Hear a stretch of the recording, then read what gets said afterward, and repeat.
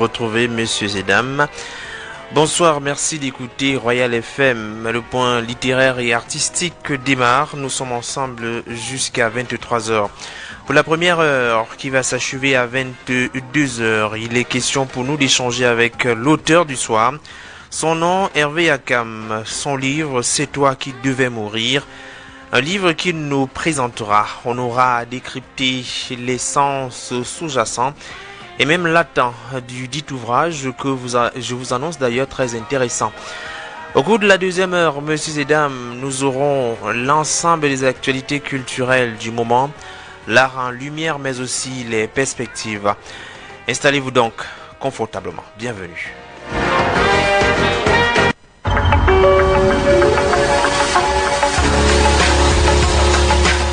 Pourquoi j'écris? Pour que la vie soit plus diverse. Pourquoi j'écris? Parce que c'est ce que je sais faire. Et parce qu'avec l'âge, de toute façon, les possibilités se raréfient. Quand j'ai écrit ce roman, j'écris tous les matins à partir de 7h30, 8h moins le quart, jusqu'à 9h30.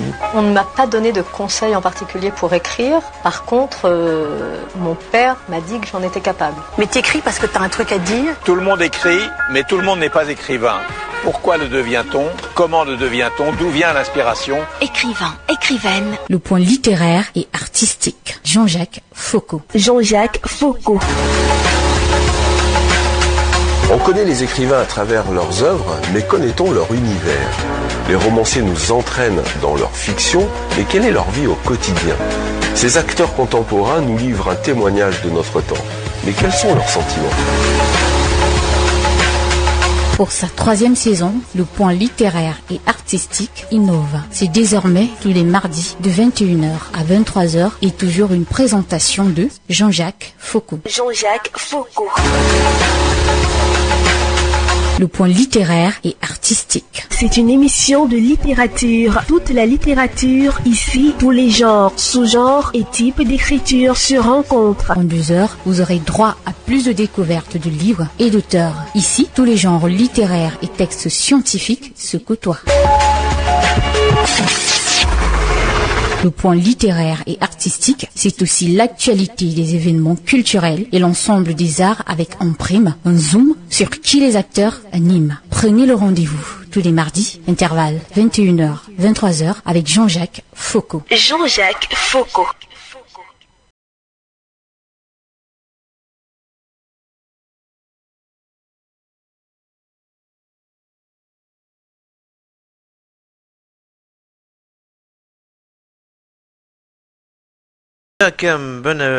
Bonsoir. J'allais dire bon après-midi, mais je pense que le jour est désormais couché totalement. Bon après-midi, non, ce n'est plus maintenant, mais alors bonsoir Hervé Akam. Allez, bonsoir Jean-Jacques, merci de m'avoir invité.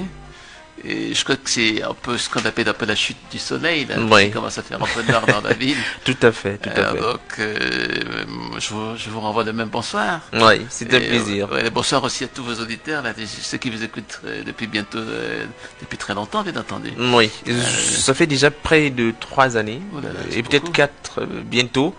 Et c'est avec un immense plaisir qu'on cherche pour nos auditeurs des livres, et c'est le vôtre. Ce soir, c'est toi qui devais mourir. Mais avant de parler de cet ouvrage, ce roman qui est le deuxième, la deuxième publication. Oui, deuxième publication. Enfin, disons, j'ai beaucoup écrit. Oui. Bon, les autres, j'en parle pas beaucoup parce que c'était des petites histoires un peu sur Martin Poussamba, Dona Mangabel, le roi Njoya. Bon, c'était des documents pour enfants entre 11 et 15 ans. Oui. Parce que je crois que pour donner à apprécier un peu le temps à travers l'âge, c'est bien aussi d'initier des enfants de 11 à 12, 13, 15 ans dans notre histoire. Parce que quand on parle un peu souvent d'histoire, c'est souvent en termes d'université, de thèses, etc. Mais les enfants n'ont pas besoin de thèses, ils ont besoin justement des illustrations qui leur expliquent un peu leur histoire. Oui. L'histoire simplement présentée en des mots simples. En des mots simples, simplement, oui. Plusieurs fois vous l'avez fait? Oui, j'ai écrit des petits trucs, des petites histoires pour les enfants, 11 à 12 ans. Par exemple, Martin Poussamba, j'ai fait pour des enfants, ce genre d'enfants, Douala Mangabel, etc. J'ai fait petites œuvres de ce genre-là. Mais je crois qu'il faudrait aussi expliquer les enfants par des illustrations, des bandes dessinées, pourquoi pas. Tout à fait. Oui, bon, malheureusement, on n'en fait pas beaucoup ici, mais je crois qu'un de ces 4 matins, je réfléchirai. Ce serait une très bonne idée. Voilà. La dernière fois, il avait été question d'échanger sur votre précédent ouvrage qui souhaitait combattre ou qui combat la corruption. Bien entendu.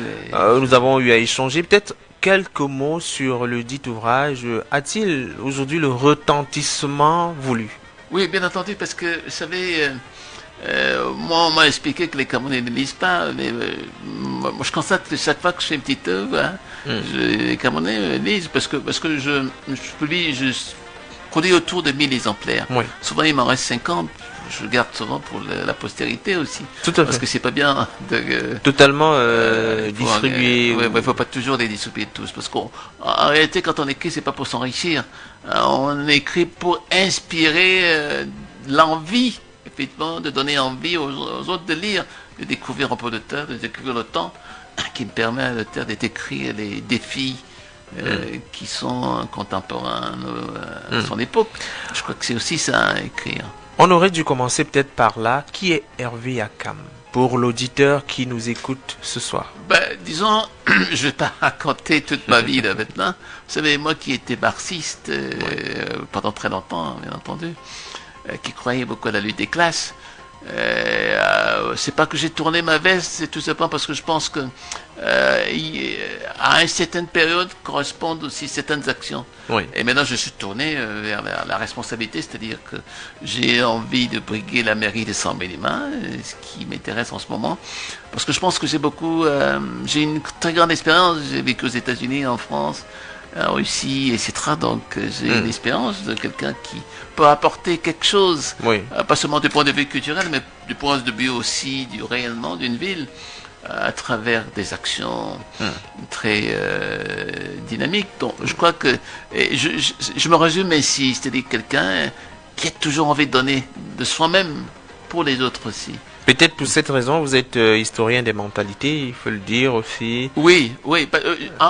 Disons, l'histoire des mentalités, bon, c'est vrai que c'est ça que j'ai étudié dans la vie, c'est-à-dire l'histoire de la vie et de la mort.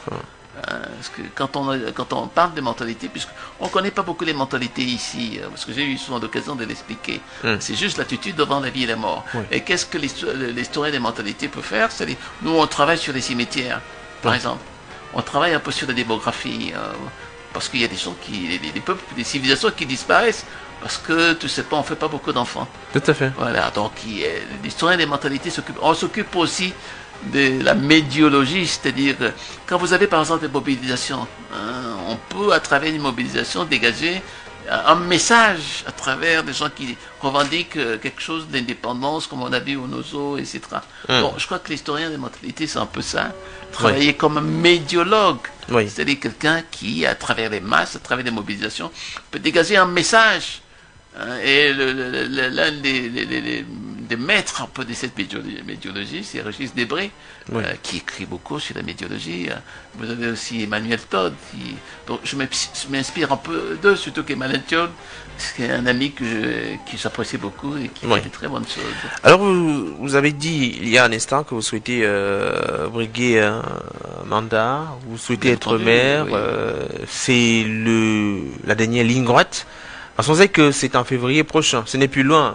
Oui, bon, je ne fais pas parce qu'on est un peu, comme on parle de mort, à l'article de la mort, puisque on s'est dit peut-être qu'en attendant son enterrement, c'est peut-être le dernier baroud d'honneur. Non, je crois que dans la vie, il y a toujours il faut avoir toujours des sursauts. Quand on connaît des auteurs comme Hugo, qui se relevait de tout, dès qu'il tombait, il chutait, il se relevait. Alors, je crois que c'est ça, dans la vie, il faut toujours se relever. Et là, c'est un défi, effectivement, que je lance à moi-même, un défi que je lance aussi aux populations de ma région, de Saint-Mélimin, dans le sud. C'est aussi une envie aussi, parce que je déborde un peu d'énergie démocratique. Et il y a une trop grosse vitalité démocratique, un excès de vitalité démocratique. Alors, j'ai envie de le prouver sur le terrain. Des solutions, j'en ai, des propositions, j'en ai, des projets, j'en ai. Donc, je crois que... Le challenge ne vous fait donc pas peur. Après, au lendemain de ce qu'on a appelé des mouvements d'humeur de Saint-Mélimin, Vous pensez que vous pouvez fédérer les différents peuples qui se trouvent dans la localité de Sambilima? Moi, je pense que les mouvements qu'il y a eu à Sambilima, c'était des mobilisations un peu contre un peu l'immobilisme, l'inertie en réalité. Parce que quand on regarde un peu la manière dont les jeunes vivent aujourd'hui, il n'y a pas d'accès aux grandes écoles, pas d'accès à l'emploi. Je crois que c'était une sorte de recrimination un peu contre cette société un peu qui les regarde de haut, alors qu'ils ont besoin de respect. Vous savez, on a toujours besoin de respect dans la vie. Même à travers le respect, la reconnaissance. Je crois que la reconnaissance, à mon avis, c'est plus important que la connaissance. Vous pouvez avoir des diplômes, etc. Mais quand vous ne reconnaissez pas l'autre, parce que tout simplement il n'en a pas, ou bien parce qu'il n'arrive pas à manger à sa faim, etc. Alors je crois que à partir de là, la société ne peut pas marcher. Raison pour laquelle la reconnaissance, à mon avis, c'est très important. Parce qu'à partir de la reconnaissance, on vous enlève, on vous apporte un peu cette dignité de cœur, on vous apporte un peu cette espérance. On vous apporte aussi ce bonheur, même de nos jours, si les bonheurs deviennent de plus en plus privés, mais c'est la démocratie qu'il veut aussi, qu'on pense beaucoup plus à des bonheurs privés qu'à des bonheurs collectifs. Dans quelques instants, on parle de votre roman « C'est toi qui devais mourir ».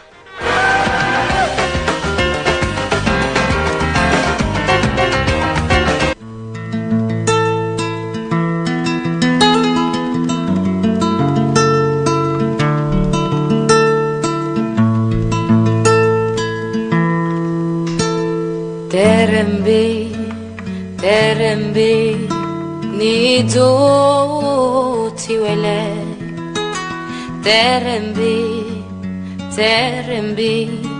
nido tiwele ngwemetene Tembe nido mabekongo nilamoye Nadungo tembe wali nilamoye Nadungo tembe wali Modo nangu no titere Wangu no tembe. Eh bien, Kam, c'est toi qui devais mourir. C'est d'abord un titre assez intriguant. Ben, disons un titre qui frappe, en réalité qui frappe, comme, vous savez, quand on regarde un peu, moi quand j'étais tout petit, chaque fois au bord des rails, sur la ligne de chemin de fer, il y avait un squelette autour d'une pancarte, et ce squelette signifiait quoi? C'est-à-dire, si vous traversez le train, si vous traversez les rails, quand le train passe, effectivement, le train peut vous emporter. Donc c'est cet effet terroriste, la mort, effectivement, dont je voulais parler. Pourquoi? Parce que moi j'avais assisté à un deuil, et à ce deuil-là, il y avait toute la famille qui était réunie. Et il y a une dame, et la dépouille était dans un cercueil, bien entendu, et les autres regardaient la dépouille en pleurant, etc. Alors il y a une dame qui se lève en disant, ce n'est pas celui qui est dans le cercueil qui devait mourir, c'est plutôt l'autre. Parce que cette dame avait des difficultés de vivre ensemble avec l'autre, alors elle lui dit, bon, normalement, ce n'est pas toi qui devais mourir, c'est l'autre. Alors, donc, j'ai pris un peu ça pour marquer un peu, parce que ce titre, justement, ça m'avait frappé moi-même. Parce que je me suis demandé, mais comment on peut dire à quelqu'un, c'est toi qui devais pas mourir, c'est toi qui dois mourir. Donc, ça m'avait frappé. Et donc, c'est cette, comment dire ça, cette posture un peu terroriste, je dirais même, comme si on vous disait, bon, comme c'est toi qui devais mourir, il faut que vous mouriez tout de suite. Alors donc c'est ça qui m'a frappé. Et là, j'ai constaté qu'en réalité, les Africains, ce ne sont pas des spécialistes du jet de sort qui vous disent, bon voilà, vous allez crever le lendemain et que vous mouriez, que vous partez, etc. Et donc je crois qu'il y a cette coexistence avec la mort dans nos traditions, parce que la mort est présente, elle est présente tous les jours. Quelqu'un qui tombe, qui va au champ, et qui meurt dans une rivière, quelqu'un qui tombe d'un arbre parce qu'il est allé chercher un vin de panne, quelqu'un qui à un moment mange son pomme tranquillement, son médimésome, commence à avoir mal au ventre, et puis le lendemain gémit et meurt. Alors Oui. donc la mort est présente un peu dans notre univers. Et ça que je voulais marquer. Je vais pas dire un peu, je vais pas parler un peu de la mort, ce que Hachim Ebe appelle souvent la nécropolitique. Oui. C'est-à-dire que en politique, on se bat pour tuer l'autre. Non, la mort, elle existe dans notre univers. Donc nous coexistons avec cette mort, cette présence un peu des ombres, cette présence un peu des fantômes, des âmes disparues, etc. Et c'est ça un peu le propre de l'Africain, parce que l'Africain vit l'émotion, parce que c'est ça qui crée un peu l'émotion en Afrique. Parce que quand vous avez cet effet touriste là, où quelqu'un meurt, parce qu'on s'attendait pas à ce qu'il meure, vous voyez tous les pleurs qui s'en suivent, parce que la mort ici suit les pleurs. Et c'est ça, et ces pleurs qu'on revoit toujours en Afrique, etc. Et c'est pas que je veux pas décrire les pleurs ou la mort comme quelque chose de beau, mais en réalité c'est comme quelque chose de fatal. Alors que l'Afrique, c'est le bonheur, c'est la joie. Parler de la mort aussi ouvertement, avec autant de... on va dire que c'est plutôt...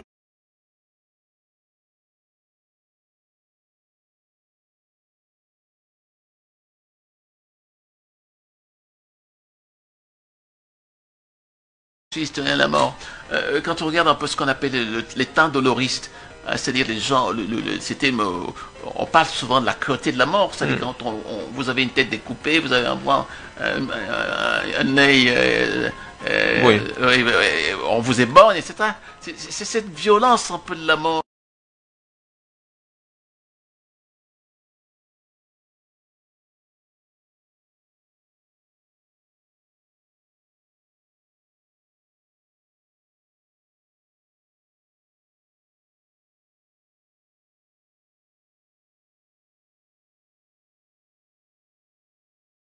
Important. Oui. Donc, parce que si les vivants ne prennent pas conscience, ne prennent pas soin des corps des morts, effectivement, la mort devient effrayante. Oui. Parce que on peut découvrir un mort pourri, un cadavre, une dépouille sur le bord de la chaussée. On peut découvrir le mort dans la maison, quelqu'un qui meurt de solitude parce qu'il n'y a personne pour l'accompagner dans la maladie, dans la souffrance, etc. Donc, je crois que c'est la raison pour laquelle, effectivement, je voulais parler de cette mort, pas une mort qui effraie, mais une mort aussi, effectivement, avec laquelle on vit tous les jours. L'horreur est perceptible même à travers la première de couverture. Le noir est... Oui, c'est fait très exprès. frappant, avec la couleur rouge. Oui, c'est fait exprès parce que je crois que la couleur rouge s'appelle ça. Vous savez, les révolutionnaires disaient que le rouge c'était très beau, mais en réalité le rouge c'est les empoignades, c'est la mort, quoi, c'est le sang. C'est quand on vous vide. Job dans la Bible disait souvent, bon, à partir du moment où on n'a plus de force, c'est qu'on n'a plus de sang, c'est qu'on n'a plus rien. On n'a plus de souffle, on n'a rien. Donc c'est un peu ça. Quand on n'a plus de souffle, quand on n'a plus de sang, c'est qu'on est parti, qu'on est mort. Alors je voulais qu'il y ait quand même un peu de rouge sur la première page, aussi du noir parce que pas du point de vue un peu de la tradition de Cham, c'est-à-dire la malédiction, etc. Parce que le noir c'est la beauté. Quand on regarde un peu le noir, c'est très beau. Et les noirs dans leur histoire ont toujours été des gens solides, fermes, avec des convictions bien affichées. Alors je crois que c'est ça. C'est pas un contraste, mais c'est des couleurs. Le noir, nous on aime les couleurs et je crois qu'il fallait souligner un peu ces couleurs, le rouge et le noir. Oui. Moi je crois que c'était important. Autour de la mort, il y a toute une histoire. Il y a une histoire pour celui qui n'a pas encore eu à toucher l'ouvrage. Est-ce que vous pouvez nous conter en quelques mots l'histoire autour du personnage principal? Voilà, le personnage principal c'est Mokemeke. Mokemeke, ça veut dire, quand on parle de Mokemeke en boulot, ça veut dire que quelqu'un qui s'en va, qui ne revient pas. Alors, pourquoi il s'en va? Parce qu'il a l'impression qu'il est un peu à l'étroit dans le village. Parce qu'il n'y a pas de loisirs, qu'il n'y a rien. Et il n'y a pas grand-chose, il faut qu'il aille chercher du travail ailleurs. Mais malheureusement, quand il s'en va, et il oublie que derrière lui, il a de la famille. Il y a des parents qui ont disparu depuis longtemps, qu'il ne connaît même pas parce qu'on lui a pas dit d'où il venait. On lui a pas dit, on n'a pas collé un nom à un corps de mort dans son village. Tout à fait. Parce que dans la tradition, vous voyez, chez nous, c'était difficile, sauf dans les sites anciennes où on collait des noms sur les corps des morts.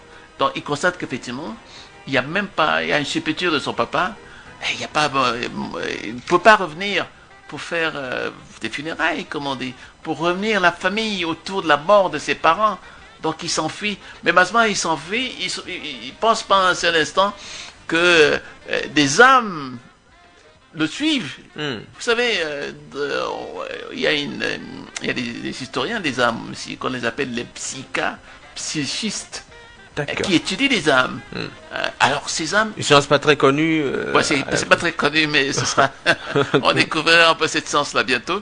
Alors non, parce que c'est un peu ce qu'on appelle un peu l'antro-psychanalyse. C'est-à-dire, on fait la psychanalyse des âmes, parce que ces âmes sont tourmentées. Ces âmes n'arrivent pas à trouver la paix. Parce que vous savez, dans la religion catholique, quand on enterre par exemple quelqu'un, le pasteur dit que l'âme repose en paix. Oui. Mais en réalité, l'âme ne repose jamais en paix. Pourquoi? Parce que Meke qui est parti doit revenir chez lui pour mettre un nom sur le corps de son père. Donc, c'est de ça qu'il s'agit. Donc, tant qu'il n'a pas mis un nom sur le corps de son père, c'est-à-dire qu'il n'y a pas eu cette rédemption des sépultures, il ne peut pas aller loin. Donc, cette âme le poursuit. Le poursuit. Raison pour laquelle un peu son oncle, quand il accompagne pour aller prendre le train, le bus, pour venir à Yaoundé, son père lui dit attention, d'autres sont partis comme toi. Son oncle lui dit attention, d'autres sont partis comme toi. Alors son oncle lui demande mais est-ce que tu viendras le jour de ma mort? Voilà, donc je crois que c'est un peu cette histoire, un peu de l'Afrique, qu'il faut toujours revenir le jour de la mort de l'autre.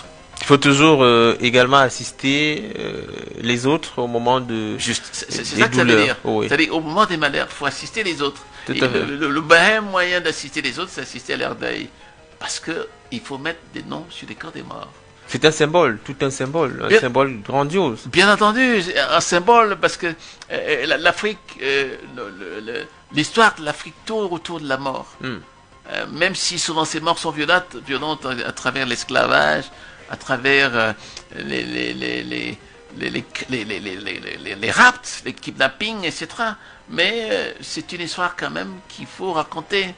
Il faut raconter aux enfants, raconter aux adultes, parce que tout tourne autour de la mort. Souvent même, ceux qui étudient un peu les âmes pensent souvent que les troubles dans les familles viennent souvent de ces âmes qu'on n'a pas assez honorées. Qui ne reposent pas en paix. Oui, qui ne reposent pas en paix, donc, parce qu'on n'a pas fait des cultes de mort. Vous savez, ce mois-ci, l'Église catholique organise un peu le culte des morts. On visite les cimetières, les reliques, on les visite. Et ça fait un peu partie, moi je crois que l'Église catholique s'est réapproprié un peu nos rituels d'indulgence, parce qu'en réalité c'est des rituels d'indulgence pour dire aux morts, on s'occupe de vous, ne vous inquiétez pas. Alors il y a dans votre livre l'utilisation des noms, les noms des personnages qui ont une signification toujours à presque tous les coups. Nti, c'est le cas de Meke. Même les noms, le nom du village utilisé renvoie à quelque chose de bien précis. Il s'agit également de l'appropriation de l'ouvrage. Bien entendu, parce que c'est ce qu'on appelle un peu les autonymes. Oui. C'est ça, c'est l'étude des noms. Les noms c'est ça en Afrique. Parce que souvent, l'oubli vient du fait qu'on oublie les noms. Quand on oublie les noms, on oublie aussi la généalogie. Il faut la reconstituer, cette généalogie. Vous savez, les morts, souvent, quand on les enterre, c'est aussi pour reconstruire un peu le passé. Parce que quand vous venez, les loges funèbres, à quoi ça sert? Parce qu'on dit, voilà, il a été commis d'État, etc. On retrace un peu sa vie. Donc, c'est la même méthode qu'utilise un peu Meke quand il part de chez lui pour aller en Europe, à Marseille, etc. C'est pour reconstituer un peu la vie de sa famille à travers le corps des morts. Parce qu'en réalité, il s'agit du récit d'un corps des morts. Et le corps est très important en Afrique. Pourquoi le corps est important en Afrique? Parce que c'est ce corps qui a toujours souffert. C'est ce corps qui a souvent souffert pendant les périodes d'esclavage. Tout à fait. Quand on voit un peu la manière dont des gens étaient enchaînés avec des menottes, c'est ce corps qui souffrait. Et ce corps souffre encore aujourd'hui parce qu'on n'a pas mis de nom sur leur corps. Tout simplement parce que c'est des corps qui sont sans reconnaissance. C'est des corps, par exemple, quand vous regardez quand on parlait tout à l'heure des émeutes des 100 millimètres, quand vous voyez un peu ces jeunes-là, donc le corps n'est pas reconnu parce que ce corps n'a pas de vacances. Ce corps n'a pas de salaire. Ce corps n'a rien. Et donc, c'est ce corps qui est en révolte et qui, dans la tombe, s'agite en disant, mais quand allez-vous penser à moi? Donc, c'est ça qu'il s'agit. Quand je parle de ces récits, c'est ces récits de corps. Et quand je mets les noms, les lentilles, etc., bien entendu, il faut qu'ils aient une signification.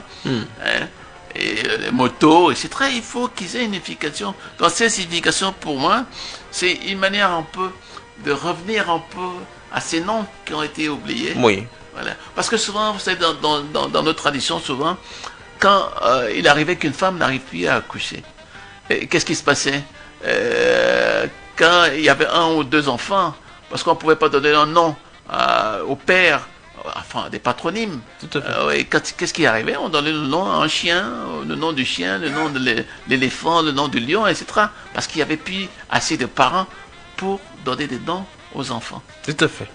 Il y a ça, il y a donc comme une volonté de s'approprier le texte, de camerouniser l'écriture, si je peux utiliser l'expression. On se retrouve bel et bien dans les réalités africaines et les réalités camerounaises, à travers non seulement les thématiques traitées, la question de la famille large au sens premier du terme, et également la question de la mort, les exemples que vous présentez, ou alors l'histoire que vous présentez, les réalités en ville, le monsieur, du moins l'oncle de Meke qui a réussi, qui est présenté comme... En réalité, c'est la vraie peinture, ou alors c'est la peinture claire du vécu du Camerounais. On peut se retrouver à travers vos... Oui, parce qu'en réalité, moi j'aurais pu faire quelque chose depuis consistant, c'est-à-dire parce que je suis parti un peu de la conférence de Berlin pour raconter un peu l'histoire de l'Afrique, l'histoire de Meke qui s'approprie c'était ce temps-là pour se projeter dans cet espace-là. Donc, pour moi, c'était important un peu de situer un peu l'Afrique sur ce qu'on appelle un peu la longue durée. C'est-à-dire, je suis pratiquement un siècle d'histoire. D'où, quand je parle un peu d'éthique qui a réussi dans la vie, justement, et ça, c'est un peu le temps des conquêtes, au niveau des emplois, les nouveaux emplois que les Blancs nous accordaient, parce que il est pas, à un certain moment, quand les Blancs s'en allaient, dans les années 60, il fallait bien qu'on occupe ces places-là. Et ces gens, bien entendu, occupaient les Africains occupaient ces places. Mais quand ils occupaient cette place, c'est des gens aussi qui, à mon avis, ne pensaient pas beaucoup au corps, parce que c'était pas un corps qui avait droit à la sécurité sociale, etc., comme on en voit, à des primes, parce qu'on vous donnait un salaire, c'était tout. Donc, le corps en tant que tel, parce qu'à cause de la déconstruction coloniale, n'arrivait pas à s'exprimer du fait qu'ils ne bénéficiaient pas de tous les avantages que les Européens, eux, bénéficiaient. Mais ils étaient tous aussi dans une sorte de nirvana, dans une sorte d'intelligibilité avec leur temps, avec leur époque. Et pour eux, ils s'en contentaient. Parce que quand je parle aussi, il y a aussi de Collinet, le fameux avaricieux blanc, qui faisait des calculs tout le temps. Bon, c'est un peu ce contraste entre l'Africain et le blanc, effectivement, qui lui pense rentrer chez lui, il pense mettre de l'argent de côté pour s'occuper de son corps, parce qu'il veut mettre un nom sur son corps. Vous parlez de cette culture, la reconnaissance de la vie après la mort, pas la vie après la mort, mais quand même l'existence des pratiques qui ne devraient peut-être pas être perdues. C'est-à-dire que l'initiation, les pratiques, l'usage de l'herbe ou alors des herbes pour soigner un certain nombre de maladies, mais également pour se prévenir ou alors se prémunir contre des pratiques de sorcellerie, par exemple. Ce sont des réalités culturelles qu'il ne faut pas ignorer et qu'il ne faut pas oublier aujourd'hui. Oui, mais en réalité, c'est que ces Européens qui ont réussi à détourner un peu la leçon de sorcellerie, là, puisque les sorciers, c'était aussi des voyeurs, en réalité. C'est eux qui... c'était des maîtres un peu du temps, maîtres un peu comment dire ça, de ces espaces profonds où eux seuls sont en mesure effectivement de prévoir la catastrophe, etc. C'était pas parce que les colons, quand ils sont arrivés, nous ont dit voilà, les sorciers, effectivement, c'est eux qui détruisent un peu les familles, etc. Or, c'était pas vrai. C'est eux plutôt qui prévoyaient, c'est eux qui avaient les outils de prévision, la vie, les naissances même, eux qui prévoyaient les naissances. Alors, donc, je crois que c'était bien aussi, parce que je parle un peu d'un pasteur blanc, là. Oui, parce qu'il fallait effectivement... Et qui, voyant un peu la manière dont les Africains se comportaient avec leurs rites, etc., veut détruire un peu tous ces rites-là. Alors qu'en réalité, il ne s'occupe plus un peu de ce qu'il veut nous apporter, mais de détruire un peu cette tradition des corps qu'avait l'Afrique depuis l'Égypte. Quand on regarde un peu, vous savez, les Africains savaient déjà comment conserver les corps. Oui, parce que quand on regarde un peu l'Égypte ancienne, avec Toutankhamon que je cite, les Ptolémées, on savait les garder dans le désert. Ça se faisait déjà, on savait conserver le corps. Les problèmes de momification, on ne les a pas apprises aujourd'hui. Ça existe, comment embaumer le corps. Parce que le problème, en réalité, c'est la manière dont les vivants traitent le corps pour que le corps, effectivement, ait enfin un nom. Tout à fait. Et ça, tous ces héros-là, c'est la raison pour laquelle je leur donnais un nom. Je voulais leur donner aussi une sépulture. Parce que, vous savez, moi, quand j'étais tout petit, mes grands-parents, il m'arrivait souvent de marcher sur les tombes des grands-parents. Et il y avait quelqu'un qui, derrière moi, qui me disait, attention, est-ce que tu sais que tu es en train de marcher sur les tombes des grands-parents? Et ça m'effrayait, parce que je me disais, mais comment je peux marcher sur les tombes? Et là, effectivement, je prenais conscience que nos parents, effectivement, ne mettaient pas des noms sur les sépultures. Alors qu'avant, ça se faisait. D'où un peu cette rupture. Comment c'est parti? Ces noms qu'on ne mettait plus sur les corps. Est-ce que c'était à cause des problèmes de guerre? Est-ce que c'était un problème de maladie? Ou alors c'était le fait que le blanc, en certains moments, leur disait, mais au lieu de vous occuper de vos morts, occupez-vous d'autres choses. D'accord. Il y a de là-dedans aussi, dans un dialogue entre Marinette et Meke, la volonté de traduire le fait qu'il est important de se soigner peut-être de manière naturelle, c'est-à-dire qu'à partir des arbres, puisque dans un dialogue, effectivement, elle fait comprendre que ce qui est vendu en pharmacie, qui n'est pas forcément différent de l'herbe ou des écorces avec lesquelles on se soigne, il y a quand même une différence au niveau du prix. Ça coûte cher en pharmacie, mais pourtant, les parents ont cette science-là qui peut amener les uns et les autres à se faire soigner. Bien entendu, et c'est ça un peu toute l'histoire un peu. C'est quand on rentre un peu dans cet univers africain que nous connaissons très bien. Comment les animaux se soignent souvent. Ils savent où aller chercher de l'herbe, qui soigne pour tel vomissement, telle chose. Alors, et malheureusement, le dialogue un peu entre Marinette et Meke montre un peu des oppositions un peu du point de vue un peu de la manière dont on peut appréhender soit la maladie, soit le corps, soit aussi le produit qui peut soigner ce corps. Et donc c'était bien aussi de souligner parce que moi je voulais vraiment rentrer dans cette littérature là, dans cette manière de traiter le sujet comme un initié, comme quelqu'un qui effectivement commence à apprendre ce que pendant longtemps on voulait nous faire oublier. Et donc pour moi c'était très important effectivement de le souligner. Remarquez un arrêt et puis on revient avec vous dans quelques minutes.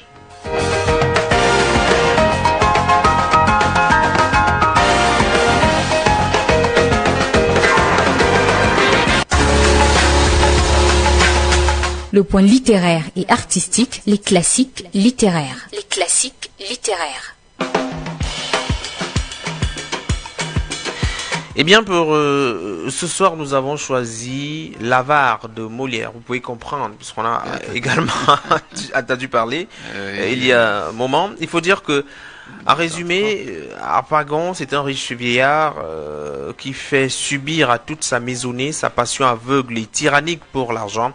Son avarice fait obstacle au projet amoureux de ses enfants, le pousse à soupçonner ses proches et donne envie à ses serviteurs de le tromper quand il apprend que son fils est son rival auprès de la belle Marianne et qu'une cassette pleine d'or lui a été dérobée. Sa fureur est à son comble et est frappé de stupeur, et ainsi que son entourage. Les grands personnages de Molière reviennent, notamment Jourdain, comme Aragan, Alceste, Tartuffe ou les autres, ont tous dans des faiblesses quelque chose d'humain et de touchant qui nous empêchent de rire sans retenue de leur vice ou de leur ridicule, à l'exception d'Harpagon. J'y arrive. Celui-là n'est ni père, ni ami, ni bon, ni mauvais, ni courageux, ni craintif, rien qu'avare, pidre, l'antre. Fès Mathieu croit qu'on fasse et quoi qu'il arrive, grandiose, sublime, fou d'avarice. Les rires qu'il soulève ne sont pas près de s'éteindre. Mais Harpagon n'en a cure. Il n'est pas susceptible, rien qu'avare, vous dis-je. Eh bien, Élise, fille d'Harpagon, souhaite se marier avec Valère, tandis que son frère Cléant veut épouser Marianne. Mais le père a d'autres vues pour ses enfants et a jeté lui-même son dévolu sur la jeune fille. La pièce créée par Molière en 1600, on se retrouve 1668, serait donc une comédie amoureuse si derrière cette première intrigue, on se dessinait surtout la comédie d'un caractère, l'avare dont la précieuse cassette d'un moment dérobé réapparaît opportunément, afin de permettre un dénouement heureux, créature comique, objet de moquerie et de vengeance, mais aussi nature monstrueuse et tyrante domestique. Harpagon est bien la figure qui domine presque toutes les scènes, assure l'efficacité dramatique de la pièce et permet à la comédie de confirmer à la farce par la satire, le quiproquo de l'ironie. Molière brosse de lui un portrait d'une drôlerie sans pitié. C'est dans le livre que nous vous recommandons pour ceux qui ne l'ont pas encore lu, c'est l'avare de Molière. Pour ceux qui l'ont déjà fait, pourquoi pas le relire.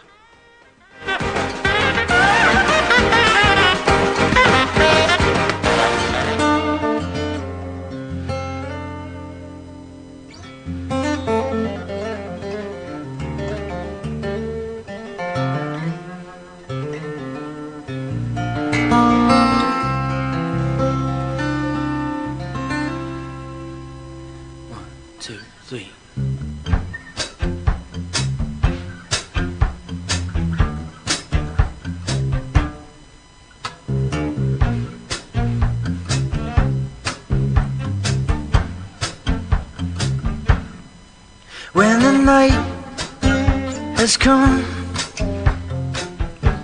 and the land is dark and the moon is the only light we'll see.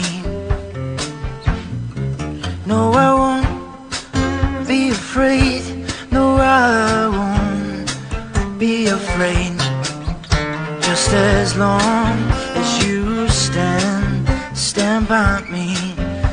So darling, darling, stand by me. Oh, stand by me. Oh, stand by me. When the stars we look upon, they tumble and fall, and the mountains, they crumble to the sea. I won't cry, I won't cry, no, I won't shed no tears. Just as long as you stand by me. So darling, darling, stand by me. Oh, stand by me. Oh, stand by me.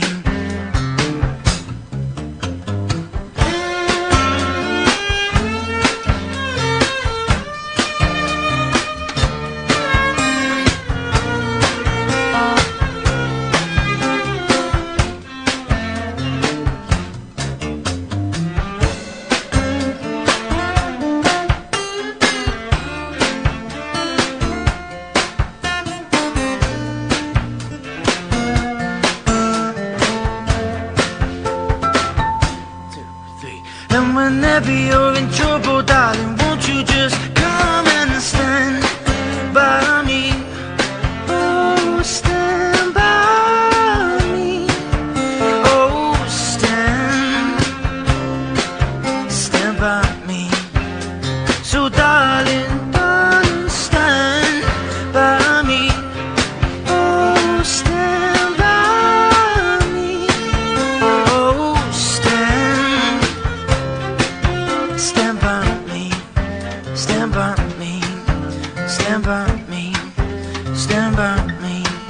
stand by. Eh bien, on dit qu'il n'est pas bon, ou il n'est pas de bon ton, de parler des morts en pleine nuit. C'est toi qui devais mourir, c'est le titre de votre ouvrage. Tout à l'heure, on parlait de l'avare de Molière. On a bien l'impression que vous avez particulièrement aimé ou lu cet ouvrage-là. Oui, disons, oui, c'est des ouvrages que j'ai lus, je crois, en troisième ou en seconde, je pense. Quand j'étais à Libamba, au collège évangélique Libamba. Bon, c'est vrai que c'est des comédies aujourd'hui qui montrent un peu, qui dépendent un peu ces sociétés un peu du XVIe siècle, qui étaient un peu, qui amorçaient non seulement un temps de où je dirais un peu la société était très regardante un peu sur des problèmes liés à l'argent.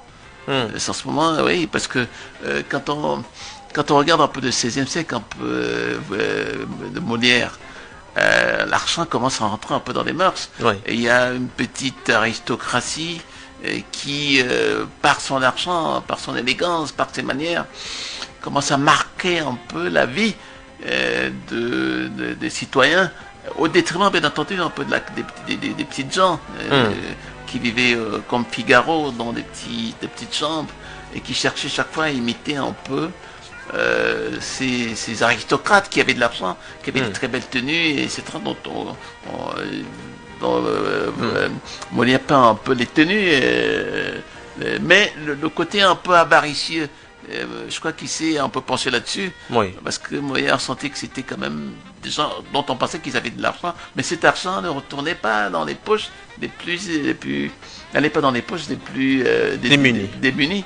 Donc je crois qu'il décrit un peu ces choses-là, et puis comme il avait une plume assez acerbe, ça faisait un peu rire tout le monde chaque fois qu'il... On voit bien que dans vos différents textes, si on se réfère d'abord au récent, à l'avant-dernier, et maintenant à celui-ci, on a l'impression que c'est toujours recherché. C'est un lexique assez fourni. C'est une école du français qui est...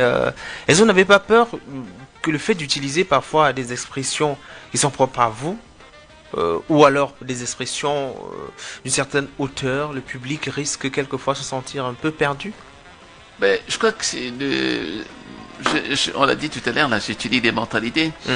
Et en étudiant des mentalités, c'est bien de restituer un peu les noms, les mots, les concepts qu'utilisent un peu les historiens des mentalités. C'est vrai que les gens pensent que c'est un peu un roman philosophique. Oui, on peut le dire, dans la mesure où il faut tirer une morale. Parce que le problème souvent quand vous lisez un roman de ce genre, c'est d'en tirer une morale. Oui. Parce qu'il faut une morale de l'histoire. Il faut une réflexion sur cette morale. Et bon, je laisse, bien entendu, ceux qui ont lu le livre, effectivement, de tirer les conclusions qu'ils peuvent. Mais moi, j'ai tiré les miennes, savoir que on a besoin un peu de... On n'est pas autant de... Vous savez, le fameux Diogène dont on disait qu'il s'est fiché un peu de son corps, puisque c'était un monsieur qui vivait pratiquement dans un tonneau, et il se disait, bon, si le jour où je meurs, à quoi ça sert qu'on aille m'enterrer quelque part? Or, pour les contemporains, aujourd'hui, c'est penser qu'on ne peut pas, que les vivants n'ont pas un regard sur les corps morts est tout à fait insensé. Donc, raison pour laquelle il est de bon ton, bien entendu, de regarder la mort comme quelque chose de tout à fait normal, pas d'effrayant, mais quelque chose qui peut arriver à tout le monde. Et Diogène, malheureusement, lui, c'était pas son cas. Or, aujourd'hui, même les plus jeunes sont confrontés un peu à cette mort. Puisque quand on va, par exemple, dans les deuils, on voit comment les gens pleurent. On est attristé. Donc aujourd'hui, qu'on soit grand ou petit, on est confronté à l'histoire de la mort. Il faut bien en parler. Il faut parler de la mort. Il faut en parler. Autour d'une belle histoire comme celle que vous nous contez. Bien entendu, il faut l'histoire. Parce que c'est ça, il faut que ça tourne autour d'une histoire, d'une intrigue. Et donc l'intrigue que j'ai trouvé, c'était un peu moque-moque. C'était un peu ces femmes qui sont tout autour. Déjà, Christine Laure, l'antillaise, avec qui moque a fait beaucoup d'enfants. Et qui, à un certain moment, ne comprend pas que souvent moque se retourne un peu dans son lit la nuit. Parce qu'il a vu quelque chose comme un spectre, Oui. comme un fantôme qui se retourne tout le temps, alors que se demande mais comment, qu'est-ce qui se passe, qu'est-ce que mon mari a? Et puis ça devient un peu angoissant pour elle parce qu'elle n'a pas cette philosophie un peu de la mort, parce qu'elle a vu des héros mourir, les Frantz Fanon mourir, et qu'on a enterré de la manière la plus rapide que possible. Mais ce Moke qui s'intéresse tant aux morts. Et à partir du moment où Moke reçoit des lettres qui lui parviennent du Cameroun, etc., et des lettres où il y a des noms de ces gens qui sont morts, c'est-à-dire des gens qu'il n'a pas pu connaître aussi. Alors elle commence à s'intéresser à la famille en disant, mais tiens, franchement, il y a quelque chose, un bout de la chaîne qui m'a échappé, quelque chose qui m'a manqué. Et là, nous un peu des relations fortes avec cette Afrique, effectivement, qui lui a manqué, parce que le récit, elle ne l'avait pas, les noms, elle ne l'avait pas. Combien de temps cela vous a pris pour écrire ce livre, ce roman? En réalité, j'ai pris 3 semaines, parce que j'écris 3 très semaines. vite. Oui, Le déclic, c'était quoi? À quel moment vous vous dites il faut construire une histoire autour de la mort? En réalité, comment m'est venue un peu cette inspiration? Elle m'est venue parce que, vous savez, moi j'ai connu un historien qu'on appelait Alain Corbin, en France à l'époque. On les appelait à l'époque les historiens des sensibilités. Oui. C'est-à-dire que ces historiens-là, il avait écrit un très bon livre qu'on appelait La fleur et la jonquille. C'est-à-dire c'est quelqu'un qui humait les odeurs des fleurs. Et donc à partir des fleurs, il pouvait reconnaître le corps d'un pauvre ou d'un bourgeois, effectivement, qui prenait ces fleurs-là pour s'embaumer le corps. Oui. Parce que c'est avec ces fleurs-là qu'on fabrique des parfums. Tout à fait. Alors donc, il était en mesure de retrouver la bourgeoisie, les pauvres, etc. Et chacun selon sa classe, à partir effectivement de ces parfums. Et donc, moi, ça m'a intéressé. Je me suis dit, mais tiens, on ne connaît pas beaucoup Alain Corbin chez nous. Je vais refaire la même chose, puisqu'il y a un Allemand qu'on appelait Susskind, qui a repris un roman, cette affaire d'odeur, où on suivait un enfant à l'odeur. C'est comme une affaire policière où on sent quelqu'un a commis un crime de ce côté. Et donc c'est par l'odeur, effectivement, qu'on arrive à identifier le meurtrier des enfants à partir des odeurs. Donc moi, pour moi, c'était bien de pourchasser les gens à travers, effectivement, ces corps qui sont morts, pour leur dire, écoutez, vous avez une histoire derrière vous, et c'est bien de la raconter, que les petits-enfants la prennent, que l'histoire s'en approprie, et que le destin, effectivement, en fasse ce qu'il peut faire. Est-ce qu'il a été facile de passer de lycée à aujourd'hui un roman? Oui, vous savez, pour nous qui avons fait un peu de philosophie, je crois que on est plus à l'aise un peu quand on travaille un peu sur les essais. Mais le roman aussi, vous savez, il y a beaucoup d'historiens qui font des romans, qui sont des écrivains. Et donc, je crois que je voulais passer un peu de la philosophie et puis au roman. C'était difficile, mais bon, je crois que il fallait bien... Ça s'est bien passé. Oui, ça s'est bien passé, puisque il fallait bien entendu maîtriser un peu le récit et parler... Donc c'était une nouvelle école quand même, hein. C'est-à-dire qu'il fallait se réapproprier un autre style, un autre genre. Bien entendu, oui, genre littéraire. Moi, je lis aussi beaucoup, parce que dernièrement j'ai lu un très bon livre historique. C'est ça qui passe en ce moment. Le dernier Goncourt, c'était un livre... d'histoire, un roman historique. Tout à fait. Oui, alors je crois que je voulais faire aussi un roman historique. C'était ça un peu le but, un peu de ces livres, raconter un peu l'histoire des corps à travers un personnage qui est parti et qui pensait maintenant revenir au pays pour effectivement traiter les corps des morts, les noms des corps qui n'avaient pas été reconnus par sa communauté. Au-delà de dire que c'est une belle histoire qui est contée, c'est un sujet assez poignant, c'est également une école de français. Je pense qu'il faut bien un bon dictionnaire pour lire l'ouvrage. Tous les publics sont concernés. Ah bon? Tout le monde peut c'est adressé à tous les publics finalement. Oui, je crois. En réalité, par exemple, quand je parle un peu des ataramantes, des guermantes, des ichthyophage, pourquoi je reparle? Parce que c'est une civilisation qui a disparu. Elle n'existe plus aujourd'hui. Elle a disparu. Pourquoi? Parce qu'on n'a jamais pu retrouver des noms sur ces corps de morts. Et la plupart des morts qui n'ont pas de nom disparaissent.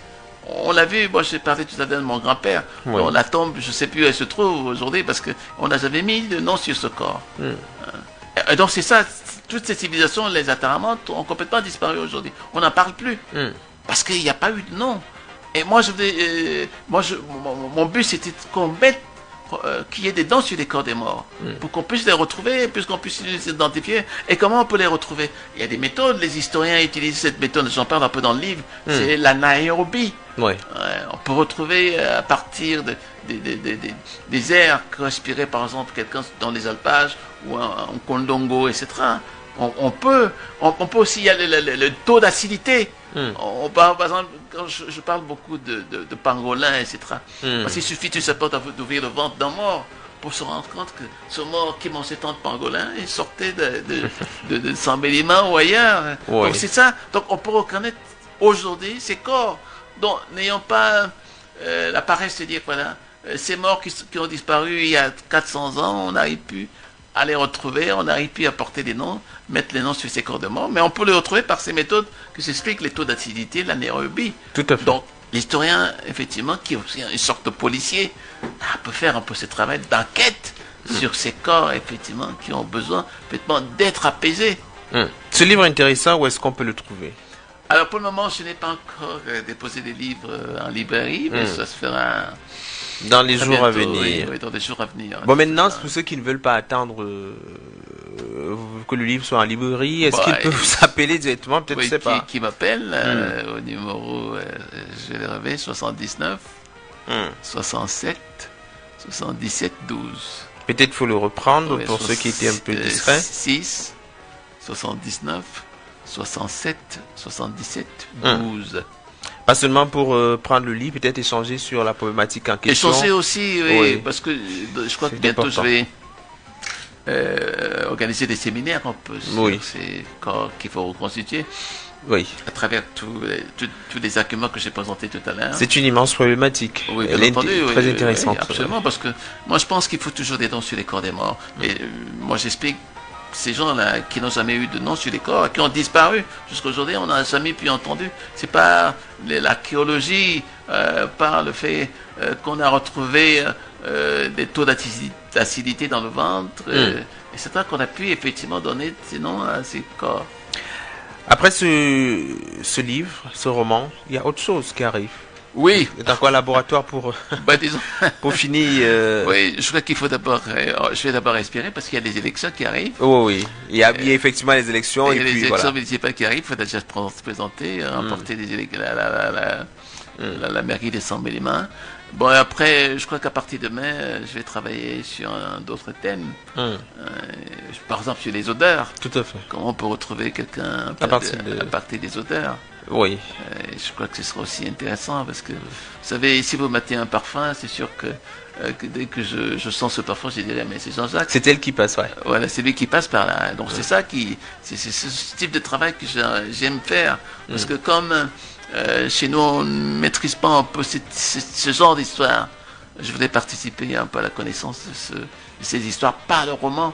Je crois que c'est plus simple. Et plus tard aussi, je crois qu'il faudra que je m'associe avec des gens qui dessinent, des dessinateurs, oui, pour travailler sur des illustrations qui racontent un peu ces vies de corps morts.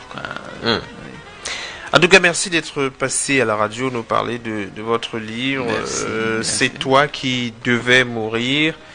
Ce livre qui est très récemment paru. Il est intéressant et il dit d'intérêt pour ceux qui souhaitent lire et être édifié davantage sur la question de la mort qui est abordée. Très important. Merci et certainement à la prochaine. Merci, à la prochaine.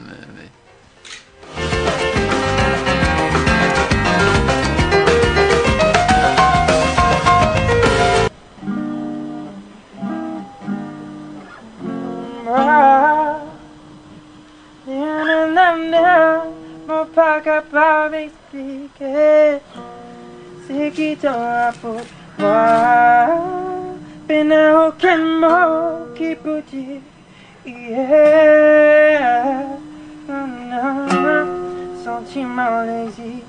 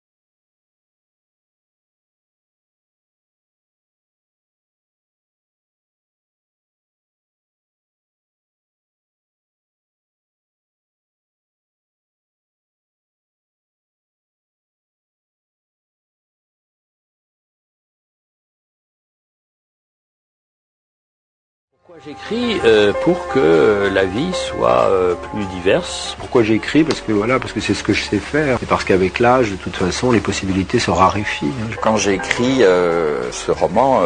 j'écris tous les matins à partir de 7h30, 8h moins le quart, jusqu'à 9h30. On ne m'a pas donné de conseils en particulier pour écrire. Par contre, mon père m'a dit que j'en étais capable. Mais t'écris parce que t'as un truc à dire? Tout le monde écrit, mais tout le monde n'est pas écrivain.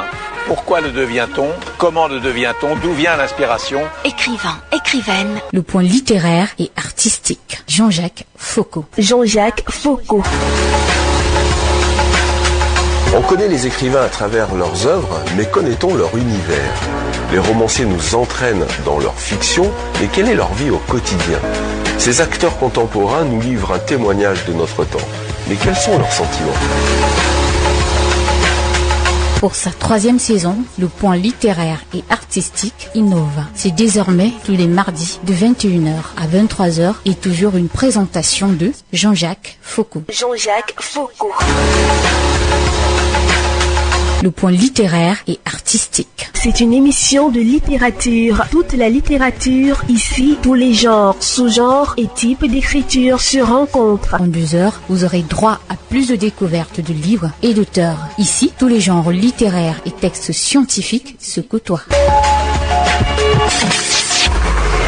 Le point littéraire et artistique, c'est aussi l'actualité des événements culturels et l'ensemble des arts avec en prime un zoom sur qui les acteurs animent. Prenez le rendez-vous tous les mardis, intervalle 21h, 23h avec Jean-Jacques Foucault. Jean-Jacques Foucault. Le point littéraire et artistique, la 2e heure. La 2e heure.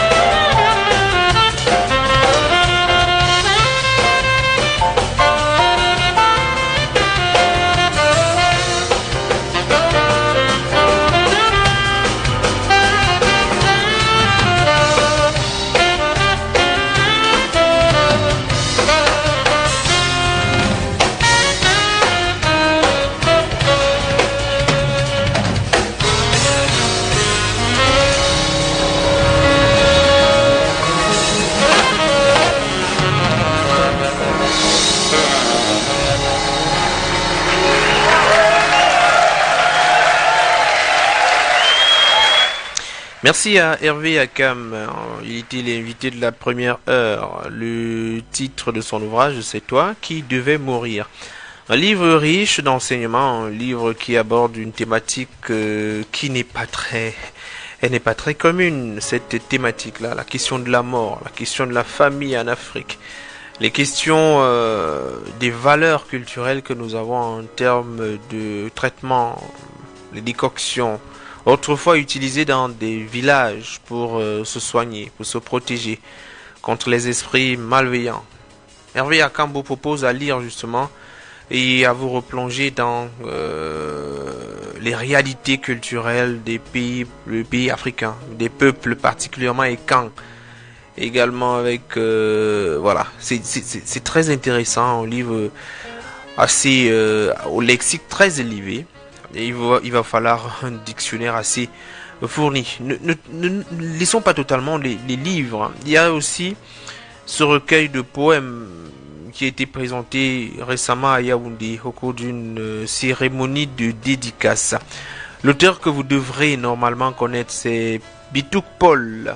Il devait être l'invité de l'une de nos émissions, un de ces quatre. Il est à Douala, et le jour où il passera à Yaoundé, il nous a promis d'être effectivement sur nos antennes. Mais le livre ou le recueil de poèmes qu'il a sorti a pour titre Les paroles sont des fleurs. Les paroles sont des fleurs. Globalement, le livre parle de la nécessité aujourd'hui de simplifier la vie. Le simple bonjour, qui est une valeur qui n'est plus partagée. Bonjour, pardon, comment vous allez, se soucier des autres. C'est un recueil de poèmes qui parle d'amour, qui parle de lien de fraternité, qui parle du travail comme étant un élément d'assujettissement. Le livre invite aussi les uns et les autres à penser à eux, à l'amusement, quelquefois. C'est plusieurs poèmes qui sont présentés. J'aurais peut-être dû lire peut-être un texte, mais je vous propose quand même d'aller le découvrir par vous-même. C'est un livre qui est sorti aux éditions Proximité. Et donc, il parle de la Renaissance. La Renaissance, voilà. Il parle de l'amour qui peut exister entre la mère et le frère, entre la mère et le fils, entre la femme et son homme, entre frères et sœurs. Il salue les vœux. Et de toutes les façons, nous sommes en plein bientôt dans les fêtes de fin d'année, puisque c'est dans quelques jours.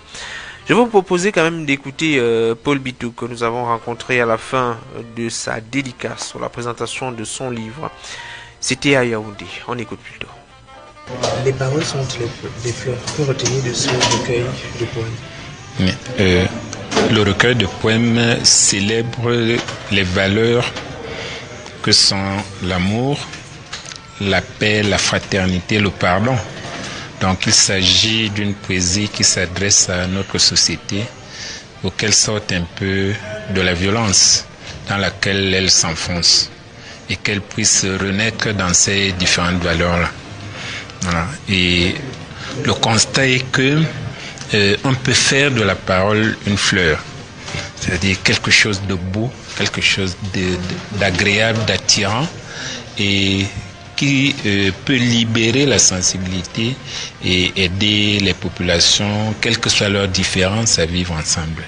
Donc, ma poésie célèbre l'amour qu'il y a entre eux, l'amour qu'il y a d'abord en nous, et l'amour que nous devons partager avec les autres. Il s'agit d'une écriture assez simple, assez dépouillée, assez ordinaire, mais suffisamment profonde pour enseigner, pour essayer de corriger chacun de nous et de lui donner les valeurs fondamentales de la société. Voilà, c'est ça. Ce sont les thèmes classiques, la femme, l'amour. Oui, les thèmes sont très nombreux. Il y a la femme, il y a l'amour, il y a le pardon, la justice. Bref, il tourne autour de ce que nous vivons au quotidien, de notre réalité, de notre société. Et de manière assez claire, il s'agit des thèmes qui renvoient à ce que nous avons de meilleur en nous, ce que l'être humain a de meilleur, ce qu'il peut valoriser pour apporter à l'autre ce qu'il a de bien. Voilà. Merci. Ok, merci beaucoup.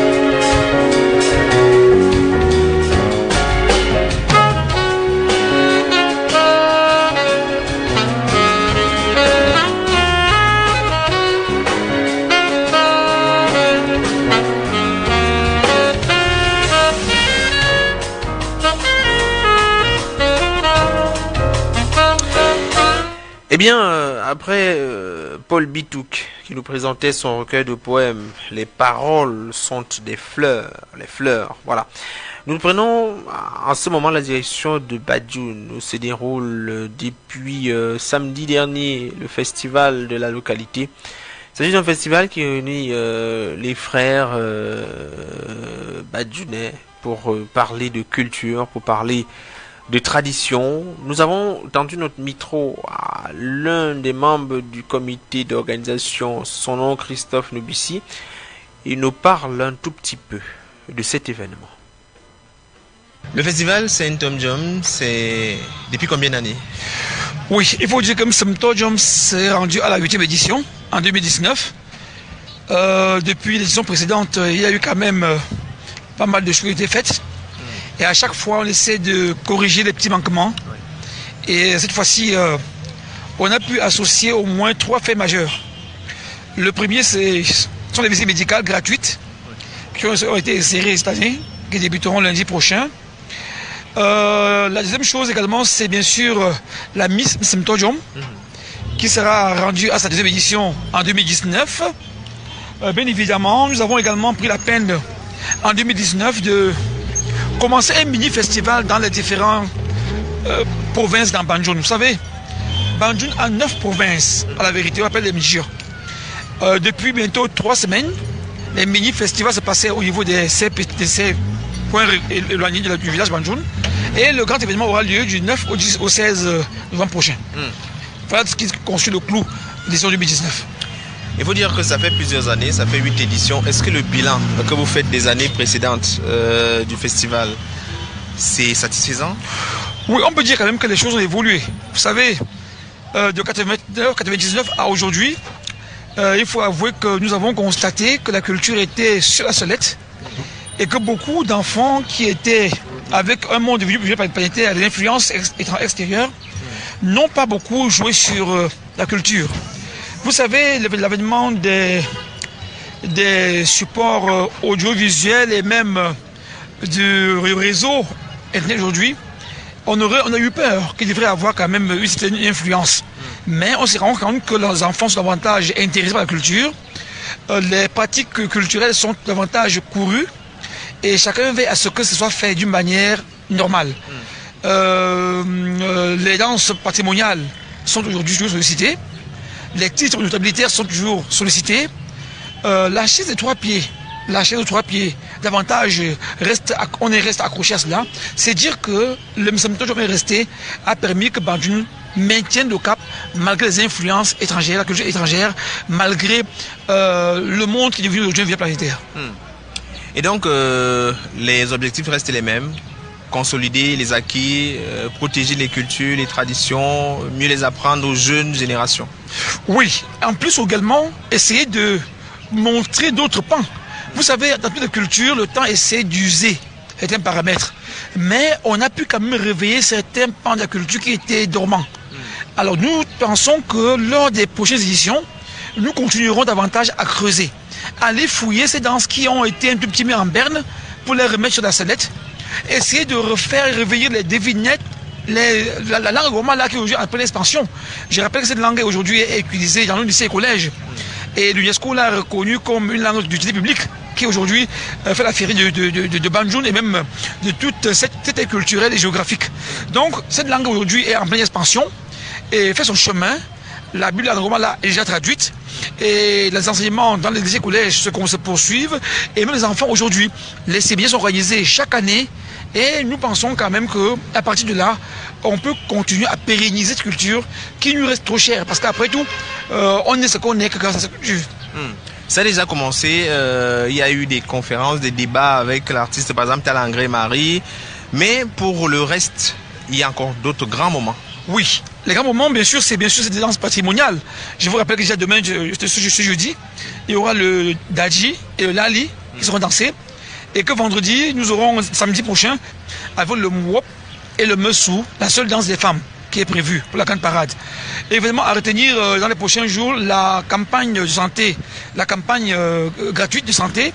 Nous avons au moins 10 pathologies qui seront mis au service des populations. Parce que les populations de Banjoun, vous savez très bien, c'est un environnement culturel qui est naturellement avec des gens de santé de moins en moins c'est fréquenté bien sûr, mais on a pensé qu'il faut faire un apport, que les fils Banjoun qui sont médecins par-ci et par-là puissent venir en appui, essayer d'examiner ses mamans, ses parents et leur dire de quoi ils souffrent. Alors nous avons, en dehors de ces pathologies qui sont le diabète, l'hypertension artérielle, la gynécologie, l'hygiène dentaire, le bucco-dentaire, nous avons des spécialistes qui seront là pour nous. Nous avons choisi environ 7 centres de santé qui seront à l'honneur et ça sera du lundi à vendredi, tous les jours, avec ces médecins qui seront sur le terrain. Donc, en dehors de ça, sur le sport maintenant, nous avons la Coupe du Trône. Les demi-finales se jouent samedi, et puis la finale se joue le 15. Il s'agit un jour avant la fin du festival, bien évidemment, et la grande marche sur les pas de nos ancêtres.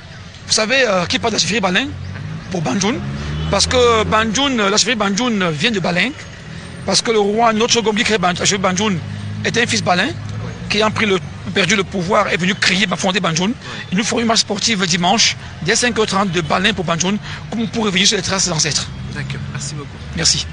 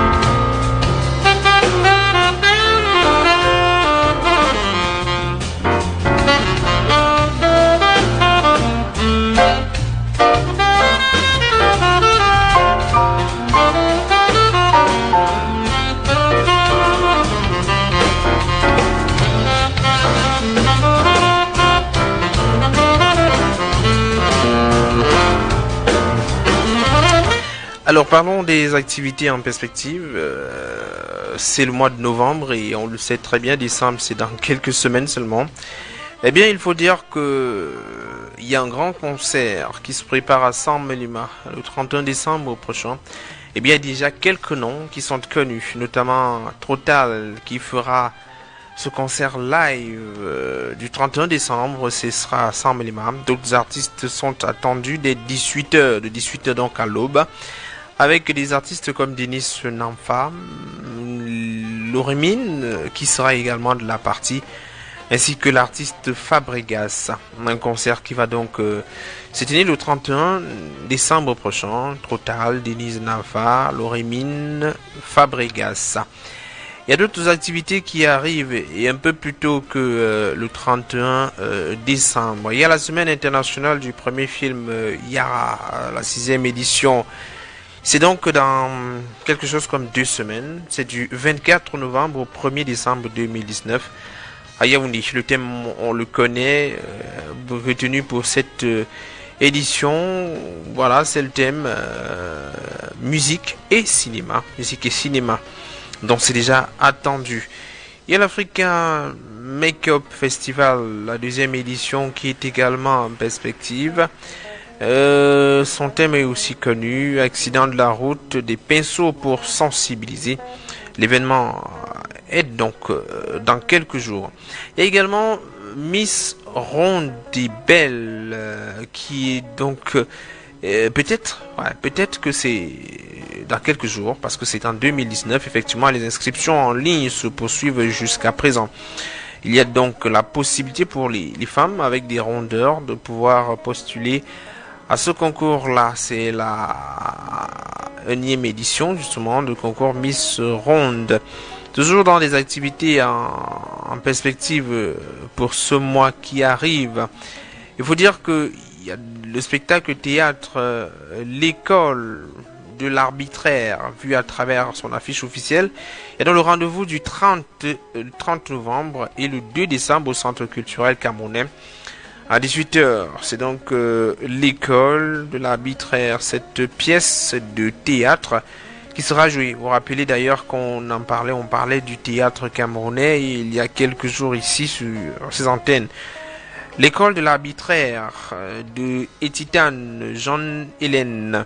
Il faut dire que c'est donc le 30 novembre et le 2 décembre. C'est à 18h au Centre culturel camerounais. Une production de Lorita et aussi une mise en scène de Landry Nguetia. Il faut dire que c'est une pièce comme on ne les voit pas beaucoup ces derniers temps dans la capitale camerounaise. C'est donc à l'IFC, je veux dire au Centre culturel camerounais, pas à l'IFC, au Centre culturel camerounais. Toujours dans les activités en perspective qui arrivent dans quelques jours, il faut dire qu'il y a le festival Mboa, qui est annoncé pour les jours à venir. Permettez justement que je vous donne exactement la date. Donc le festival Mboa, c'est un festival qui est assez intéressant, qui va se tenir à Yaoundé. Festival Mboa, on l'a dit, c'est à partir donc précisément de ce mois de novembre. Il y a donc au programme de cette 10e édition des bandes dessinées Afro-futurisme narratif et imaginaire. Il faut dire que à Douala, c'est du 20 au 23 novembre 2019. À l'Institut français du Cameroun et à Yaoundé, c'est du 27 au 30 novembre 2019 à l'Institut français du Cameroun, ainsi qu'à l'esplanade du Monument de la Réunification. Allez donc découvrir ce festival international de la bande dessinée. C'est le premier public est jeune, mais également pour les moins jeunes qui ont cet amour pour les bandes dessinées. Made in Cameroun. Plusieurs acteurs sont déjà connus. Bon, le programme du festival, il faut dire que d'abord à l'Institut français du Cameroun, Esplanade et au niveau du Monument de la Réunification, peut-être il faut commencer par voilà. Tout commence avec des conférences d'ouverture. C'est le mercredi 20 novembre, les conférences d'ouverture, avec la présentation de la programmation des auteurs invités, ainsi que les temps forts du festival. Au menu du Mboa Festival, il y a donc des ateliers de dessin jeunesse pour amener les plus jeunes à à cette méthode-là de travail, à des dédicaces, des animations off, ainsi que des ventes de BD, entre autres. Il y a plusieurs thématiques qui seront évoquées. Il faut dire qu'il y a beaucoup de Camerounais qui sont invités dans ce Mboa Festival. À Yaoundé, tout commence donc le mercredi 27/11/2019 avec des conférences d'ouverture du festival. Il y a des tables rondes avec des nouvelles bandes dessinées suisses qui seront présentées au public camerounais.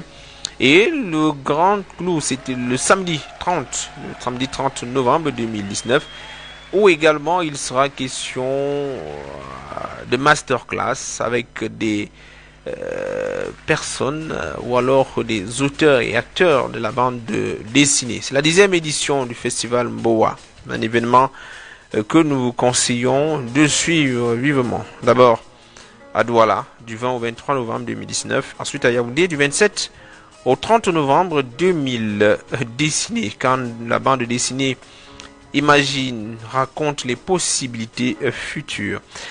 D'autres événements à venir sur la radio vous seront présentés dans quelques instants. Ne bougez surtout pas les guides de votre transistor.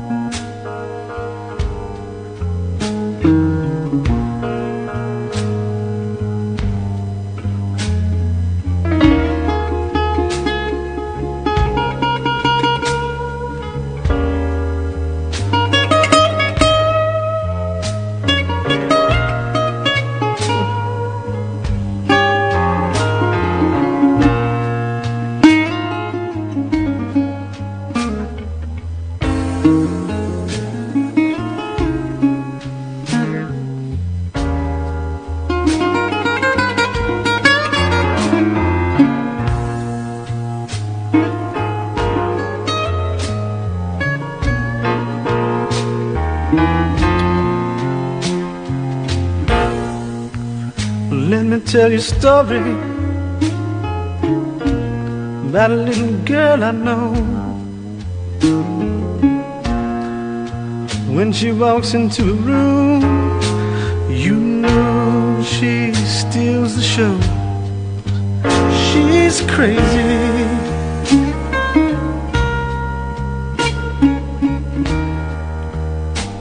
And it's more than I can't stand.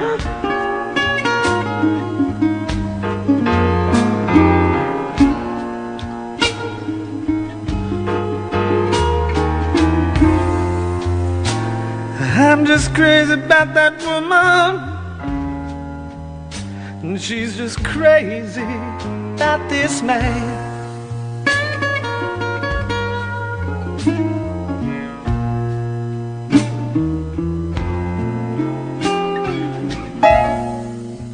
She wakes me every morning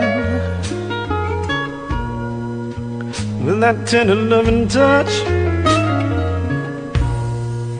Some fools don't get enough, but she just loves me too much. She's crazy.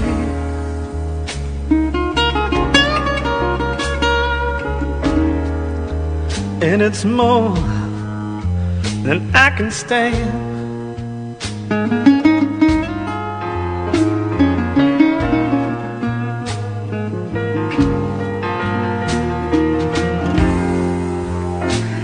I'm just crazy about that woman, and she's just crazy about this man.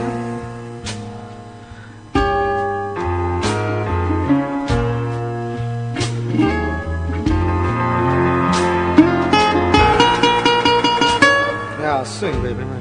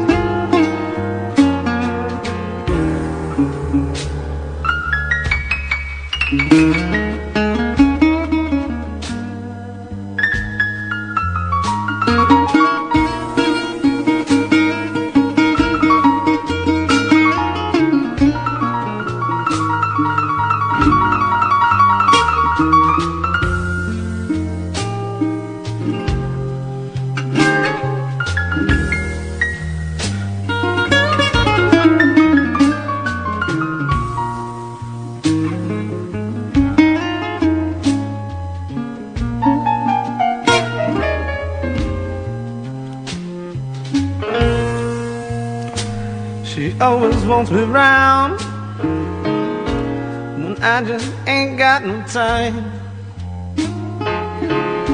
But you know she's got these little ways to make me wanna change my mind. She's crazy.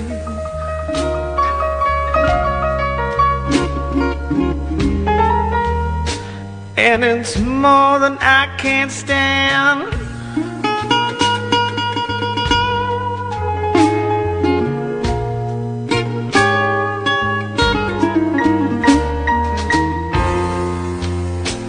I'm just crazy about that woman, and she's just crazy about this man.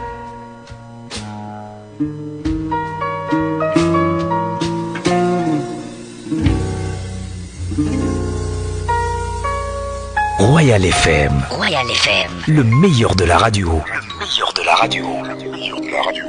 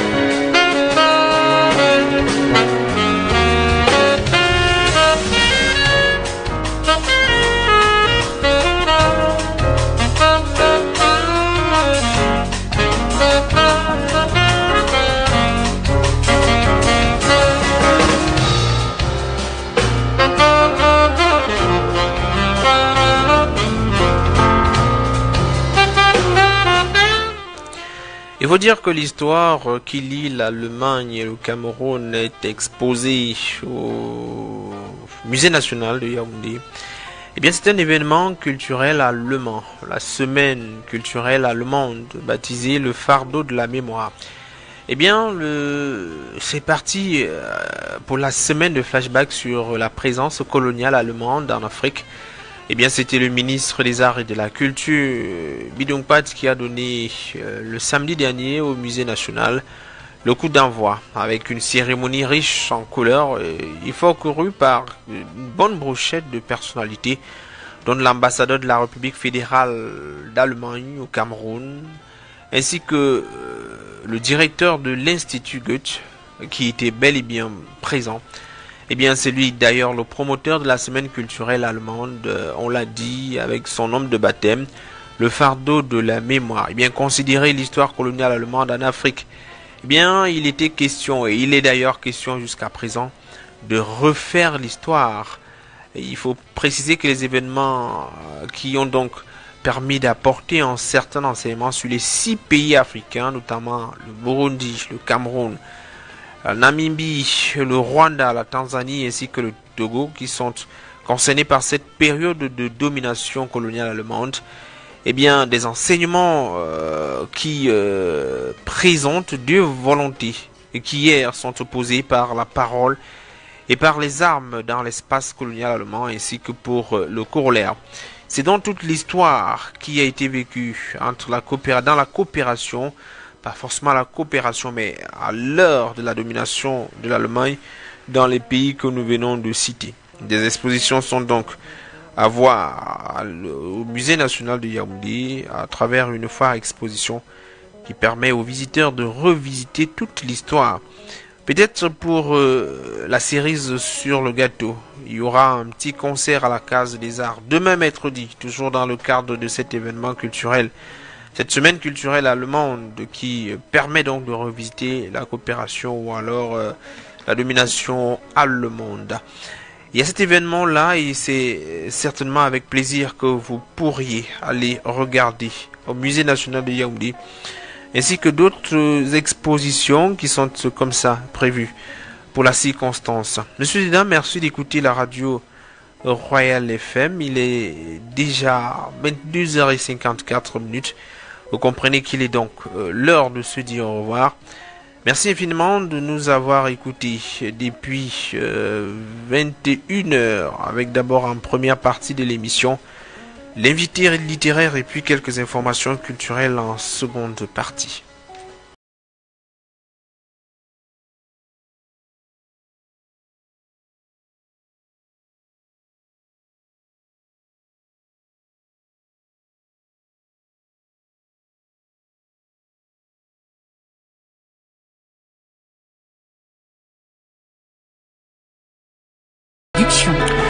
Mise en nom de Salomon et San, cadrage vidéo Steve de Souza.